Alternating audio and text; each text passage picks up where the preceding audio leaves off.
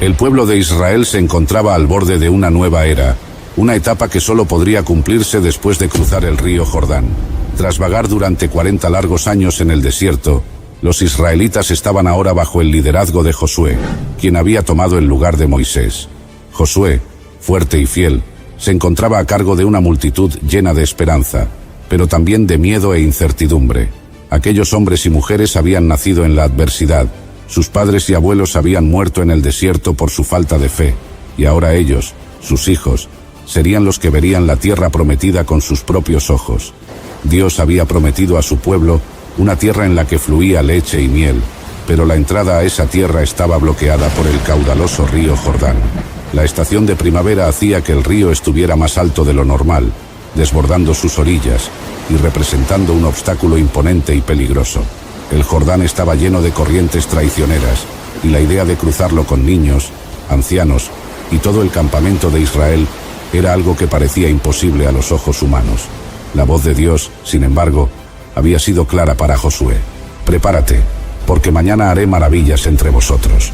El pueblo debía consagrarse y alistar sus pertenencias para cruzar, aunque nadie sabía cómo sería posible atravesar un río tan imponente.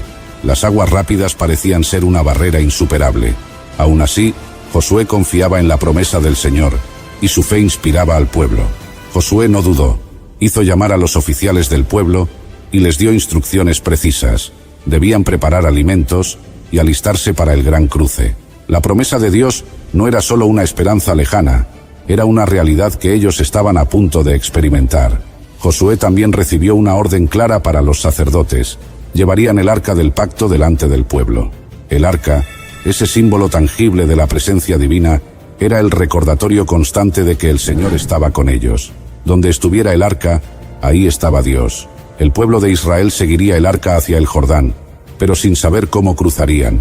El día antes del cruce, Josué reunió a las 12 tribus y se aseguró de que cada familia estuviera consagrada al Señor. No era simplemente un acto de logística, era una acción espiritual.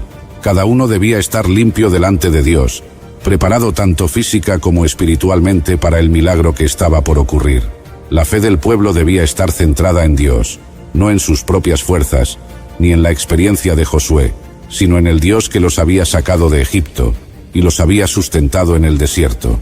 Josué también recordó las palabras que el Señor le había dicho: «Yo comenzaré a engrandecerte ante los ojos de todo Israel, para que entiendan que como estuve con Moisés, estaré contigo». Dios iba a mostrar que la misma presencia que había estado con Moisés ahora estaba con Josué, y que su promesa no había cambiado. Los israelitas estaban a punto de presenciar algo que marcaría sus vidas para siempre, y sería la evidencia de que el Dios que abrió el Mar Rojo también podía abrir el Jordán. Josué instruyó a los sacerdotes y les ordenó llevar el arca del pacto al frente de la procesión. Esta arca, que contenía las tablas de la ley y representaba el pacto eterno de Dios con Israel, era un recordatorio del poder y la fidelidad del Señor. Los sacerdotes llevarían el arca hasta el borde mismo del Jordán, pero sin tocar las aguas, pues esto representaba la obediencia a las instrucciones divinas. Durante ese tiempo de espera, las familias de Israel miraban hacia el río, asombrados, dudando si realmente sería posible cruzar. Los ancianos recordaban cómo el Mar Rojo se había abierto en el pasado, y contaban a los más jóvenes sobre ese milagro, esperando que Dios actuara una vez más.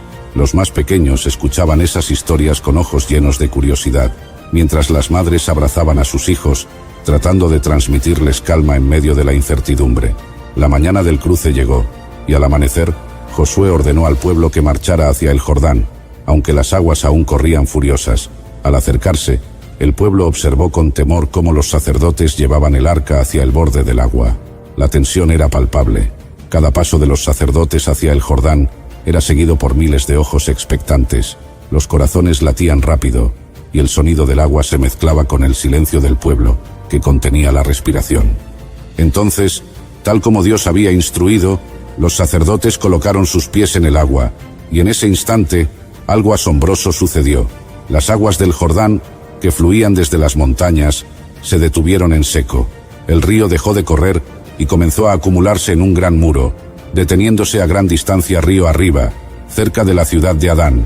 Las aguas al sur fluyeron hasta desaparecer, dejando el lecho del río completamente seco. Los israelitas contemplaron el milagro con asombro, viendo el camino abierto ante ellos. El silencio fue roto por murmullos de asombro y expresiones de incredulidad. Los niños se escondieron detrás de sus padres, mirando las aguas detenidas en un muro impresionante.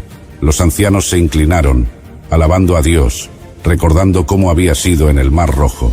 Era como si el tiempo se hubiera detenido, y cada israelita sintió la presencia de Dios de una manera tan real que ninguna duda pudo permanecer en sus corazones. El pueblo comenzó a cruzar. Hombres, mujeres, ancianos y niños caminaban sobre el lecho seco del río, maravillados y agradecidos. Los sacerdotes, que sostenían el arca del pacto, permanecieron firmes en medio del Jordán hasta que el último de los israelitas cruzó a salvo al otro lado. Dios había cumplido su promesa, mostrando su poder y fidelidad una vez más.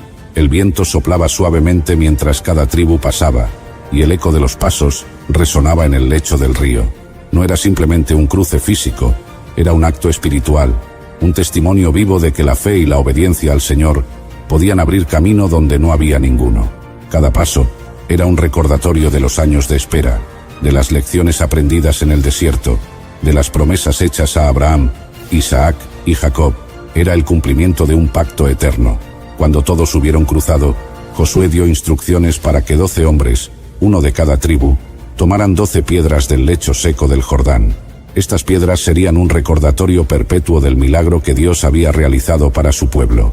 Serían un monumento, un testimonio para las futuras generaciones, para que nunca olvidaran cómo Dios había detenido las aguas del Jordán para que pudieran cruzar.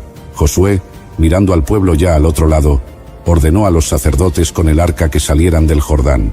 Los sacerdotes, siempre obedientes, salieron del lecho del río con el arca en alto, y en el momento en que sus pies pisaron la orilla, el río volvió a fluir con la misma fuerza que antes, cubriendo el lecho seco. Era como si nada hubiera sucedido, pero el pueblo sabía que había presenciado un milagro que cambiaría su historia para siempre. El pueblo acampó en Gilgal, en la frontera oriental de Jericó. Fue allí donde Josué colocó las 12 piedras tomadas del Jordán, y declaró delante de todo Israel: cuando vuestros hijos pregunten en el futuro diciendo, ¿qué significan estas piedras?, les responderán: aquí el Señor secó las aguas del Jordán delante de nosotros, hasta que cruzamos. Era una manera de asegurarse de que la memoria del poder de Dios no se desvaneciera con el tiempo. Las piedras serían un testimonio visible de la fidelidad de Dios, y cada vez que las nuevas generaciones las vieran, recordarían que Dios es poderoso y cumple sus promesas. En Gilgal, el pueblo celebró, alabaron al Señor con corazones agradecidos y renovaron el pacto con Dios. Los niños que habían cruzado el Jordán miraban las piedras y preguntaban a sus padres qué había ocurrido. Y así la historia del cruce se transmitió de generación en generación. Era la historia del poder de Dios, de su fidelidad y del llamado a obedecerle sin importar cuán difícil pareciera el camino. Era un recordatorio de que Dios nunca abandona a su pueblo. Las 12 piedras fueron colocadas en Gilgal, y el campamento de Israel las miraba con reverencia. Josué, de pie ante el pueblo, recordó cómo todo había comenzado: la promesa de Dios a Abraham, el éxodo de Egipto, los años en el desierto, y ahora el cruce del Jordán. Cada evento había sido parte de un plan divino. Cada paso había sido guiado por la mano invisible de Dios. Y ahora, frente a la tierra prometida, el pueblo de Israel entendía que el éxito no estaba en sus propias fuerzas, sino en el Dios que había prometido estar con ellos. Josué terminó su discurso con una llamada a la fidelidad: teman al Señor y sírvanle con integridad y fidelidad. Era un recordatorio de que las maravillas de Dios debían llevarlos a una vida de obediencia y devoción.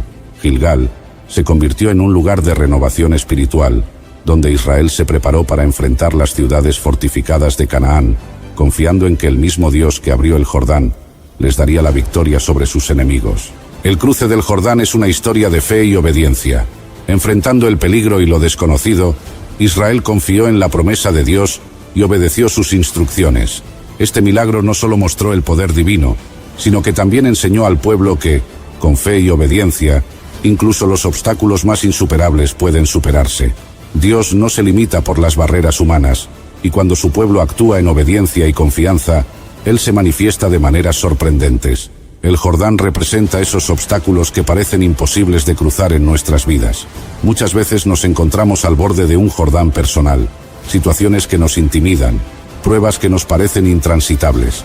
Pero, así como Israel, estamos llamados a poner nuestros pies en el agua, a dar el primer paso en obediencia, creyendo que Dios hará el resto. Las 12 piedras en Gilgal nos recuerdan que cada milagro de Dios debe ser atesorado y contado, para que nuestra fe y la fe de las futuras generaciones sean fortalecidas. Dios sigue abriendo caminos donde no los hay, sigue deteniendo los Jordanes de nuestras vidas y nos invita a confiar en Él. La historia del cruce del Jordán nos desafía a tener una fe activa, a caminar en obediencia y a recordar siempre que nuestro Dios es fiel y cumple sus promesas, que, al enfrentar nuestros propios ríos, recordemos que el mismo Dios que estuvo con Josué y con Israel está también con nosotros, dispuesto a hacer maravillas en medio de nuestras dificultades. Imaginen un pueblo que ha vagado durante 40 años por el desierto, al borde de alcanzar una tierra prometida llena de oportunidades y peligros. Un nuevo líder se levanta para guiarlos, no solo con estrategia militar, sino con una fe inquebrantable en el Dios que los había liberado de la esclavitud. Esta es la historia de un hombre dispuesto a enfrentarse a gigantes, a murallas impenetrables y a las incertidumbres de un nuevo comienzo, confiando siempre en que el éxito no estaba en sus propias fuerzas, sino en el poder del Dios que prometió estar siempre a su lado. El pueblo de Israel se encontraba al borde de una nueva era. Habían pasado 40 años vagando por el desierto bajo la guía del gran Moisés, quien, bajo la dirección de Dios, había liberado a su pueblo de la esclavitud en Egipto. Sin embargo, Moisés, el líder venerado, no llegaría a cruzar el río Jordán hacia la tierra prometida. El Señor había designado a un nuevo líder para guiar a su pueblo en esta misión sagrada: Josué, hijo de Nun. Josué no era un extraño para los israelitas. Había sido el asistente fiel de Moisés y uno de los 12 espías enviados a Canaán años atrás. Mientras que los otros espías se habían llenado de temor ante los gigantes y las ciudades fortificadas de Canaán, Josué, junto con Caleb, se había mantenido firme en su confianza en el Señor, declarando que la tierra era buena y que, con la ayuda de Dios, podrían conquistarla. A pesar de sus años como siervo de Moisés, Josué estaba a punto de enfrentar el desafío más grande de su vida. En las llanuras de Moab, frente al río Jordán, el Señor habló a Josué y le dijo: «Mi siervo Moisés ha muerto. Ahora pues, levántate y pasa este Jordán, tú y todo este pueblo, a la tierra que yo les doy a los hijos de Israel». El mandato era claro, pero la tarea abrumadora. Josué, aunque valiente, sabía que tomar el lugar de Moisés no sería fácil. Aún así, Dios le prometió: «Como estuve con Moisés, estaré contigo. No te dejaré ni te desampararé». La vida de Josué cambió. Cada día, ahora, lo encontraba preparándose para liderar a una nación entera. Su responsabilidad no era solo cruzar el río Jordán, sino también conquistar una tierra llena de pueblos hostiles.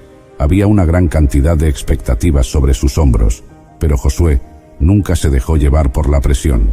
Sabía que el verdadero líder no se aferra a sus propias habilidades, sino que se apoya en la fuente de todo poder, Dios mismo. En cada paso que daba, Josué buscaba la guía del Señor, sabiendo que solo con su dirección podrían tener éxito. El peso de la carga era inmenso, pero Josué mantenía su corazón enfocado en las palabras del Señor: «Esfuérzate y sé valiente, no temas ni desmayes, porque Jehová tu Dios estará contigo a donde quiera que vayas».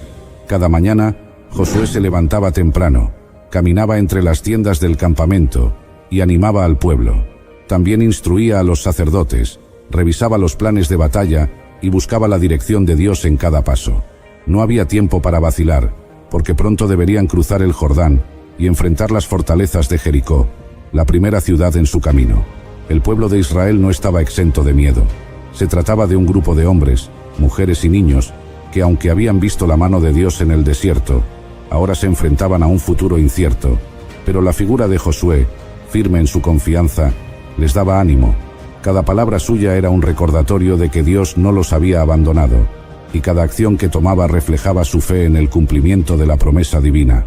A medida que se acercaba el día decisivo, la expectación crecía y el temor se disipaba, reemplazado por una confianza renovada. Josué sabía que la clave para el éxito no sería su habilidad militar, sino su obediencia a Dios. A medida que el día del cruce se acercaba, Josué dedicó mucho tiempo en oración, pidiendo la guía divina.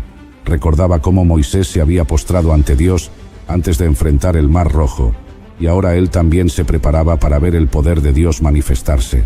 Dios le reveló a Josué cómo habría de llevar al pueblo a través del Jordán, y aunque el plan parecía desafiar la lógica humana, Josué estaba dispuesto a obedecer. El momento llegó. Josué condujo al pueblo hasta las orillas del río Jordán. Las aguas estaban crecidas por la época de cosecha, y cruzarlas parecía imposible. Sin embargo, Josué recordó lo que el Señor le había dicho. Mañana el Señor hará maravillas entre ustedes. Instruyó a los sacerdotes a que tomaran el arca del pacto y se adelantaran al pueblo. Cuando los sacerdotes sumergieron sus pies en el agua, sucedió lo impensable. Las aguas del Jordán se separaron, tal como el Mar Rojo lo había hecho para Moisés. El río se detuvo en seco, y todo el pueblo de Israel cruzó por tierra seca. Este fue el sello definitivo de la autoridad de Josué como líder, pues Dios lo había elevado a los ojos de la nación, mostrándoles que estaba con él, como lo estuvo con Moisés. El cruce del Jordán no solo fue una hazaña física, sino también espiritual. El pueblo de Israel entendía que estaban dejando atrás una etapa de sus vidas, la etapa del desierto, de la prueba, de la dependencia completa del maná diario. Ahora se adentraban en la promesa, y con ello venían nuevos desafíos y responsabilidades. Josué se aseguró de que cada israelita comprendiera la importancia de este momento. Por ello, establecieron un monumento con 12 piedras tomadas del río, como un recordatorio perpetuo de lo que Dios había hecho por ellos.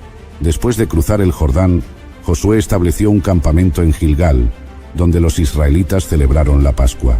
Esta celebración fue un momento solemne de renovación de su pacto con Dios. Josué quería que el pueblo nunca olvidara que estaban en Canaán gracias al poder del Dios Altísimo, no por sus propias fuerzas. También fue en Gilgal donde se circuncidaron los hijos de Israel que habían nacido durante el desierto, completando así el pacto que Dios había establecido con Abraham. Pero el descanso no duró mucho. La poderosa ciudad de Jericó se levantaba como un desafío imponente frente a ellos, con murallas altas y fortificaciones insuperables. Dios dio a Josué instrucciones claras y específicas. No sería una batalla convencional. Durante 6 días, los israelitas debían marchar alrededor de Jericó una vez al día, en completo silencio, mientras los sacerdotes tocaban las trompetas de cuerno de carnero, y el 7º día marcharían alrededor de la ciudad 7 veces, y al final de la 7ª vuelta darían un fuerte grito.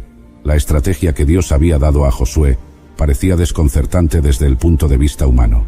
Los soldados debían marchar sin decir palabra, y el arma principal sería un simple grito de guerra. Sin embargo, Josué confió en Dios, y el pueblo lo siguió con obediencia. Esta obediencia ciega al mandato divino fue crucial, pues demostró su dependencia total en el poder de Dios, y no en sus propias habilidades. Llegó el 7º día, y Josué obedeció con precisión las instrucciones del Señor. El pueblo marchó, las trompetas resonaron, y luego, en perfecta unidad, levantaron un gran clamor. En ese momento, las inexpugnables murallas de Jericó se derrumbaron, y los israelitas entraron y conquistaron la ciudad. Fue una victoria absoluta, no por la fuerza del ejército de Josué, sino por el poder del Señor que estaba con ellos. La caída de Jericó fue un evento que se grabó en la memoria colectiva de Israel. Las murallas que parecían imposibles de superar habían caído sin que un solo israelita hubiera tenido que empujar una piedra.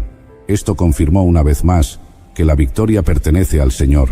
Los corazones de los reyes de Canaán se llenaron de terror al escuchar cómo el Dios de Israel había derribado las murallas de Jericó, y la fama de Israel se extendió por toda la región.